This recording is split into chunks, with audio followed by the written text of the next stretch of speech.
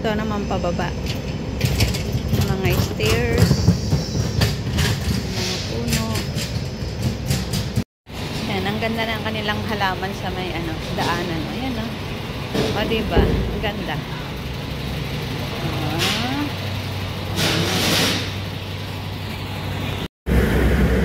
May dalawang rebulto ditong malalaki. Kita nyo naman.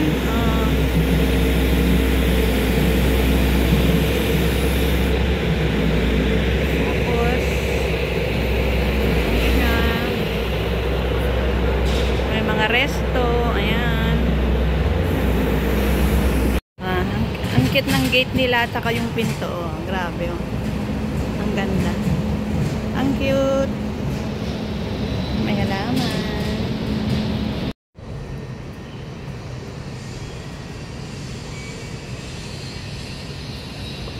Ang gaganda diba?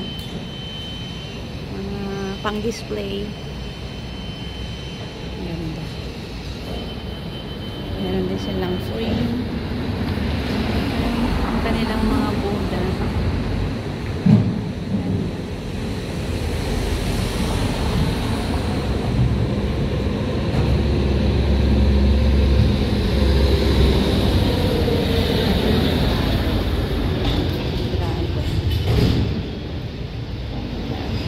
Ang cute ng orange na to, na pang display or maging malaking flower vase. Ang ganda. Ang ganda. Diba ang ganda? Ang mayaman. Ayun, may pang social tao. Kita niya yan. Sabi natin. May mas malaki pa dyan. Grabe.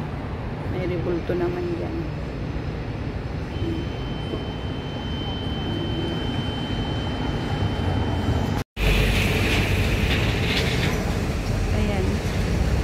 Kandila, may mga bulakla. Ewan ko kung rebulto yung nasa loob.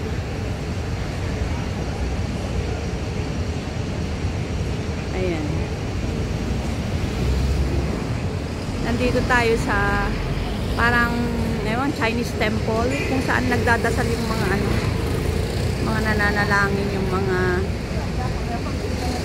Chinese. Madalas nakaano sila dito.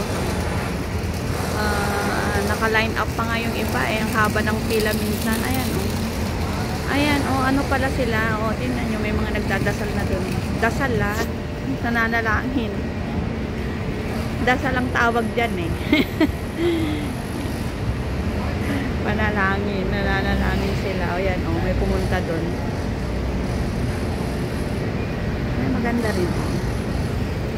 Tapos sa taas ayan, mga building. Ang ganda ng panahon, di ba? Ayan, ang ganda ng panahon. Ayan, sa likod niya, puro mga building din. Ito na. Tapos na silang nanalangin. Ayan.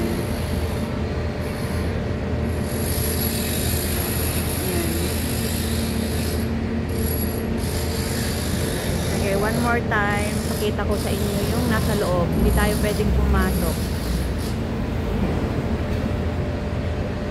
May tao pang lumalabas kaya hindi ko muna may pakita sa inyo. Ayan yung taas ng parang pinaka-temple. Ayan may dragon. Ewan kung ano yan. Okay. Pakita natin. Ayan siya may mga bulaklak. May tao sa loob. Ewan kung ano yun. Parang may mga nakasulat sa loob. Ayan.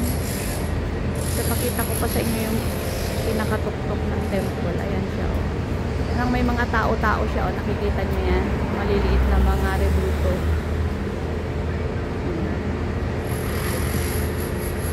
Parang ito yung pinapanalangin nila yung kanilang mga namatay or kaya yung kanilang future siguro, ganun.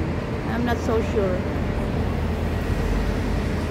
Kasi bawat turista nagpupunta dito dumadaan dito tapos nananalangin sila. Ayan. Okay. Ayan naman yung kabilaan dito. Tingnan nyo. Mga dragon dragon din. Ito yung sa kabila. Hindi tayo pwedeng pumasok. So, i-zoom na lang natin. Ayan. Parang may frame na nakalagay. Tapos, mayroon din silang parang bahay-bahay. Ayan.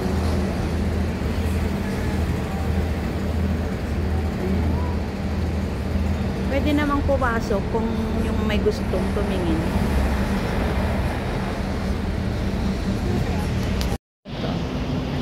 Ito yung sa ano, yung ginagamit sa mahjong na tawag doon.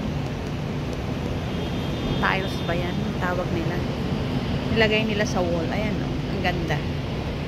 Very artistic. Resto to pero ayun nilagay nila. Tingnan nyo. Yung mga Chinese na ano yung ginagamit sa mahjong pag nagsusugal sila. Ganyan. Ano yan? Numbers yan. Ang alam ko Numbers. O, diba? Tapos sa loob, ang ganda pang Chinese pa talaga parang ganda.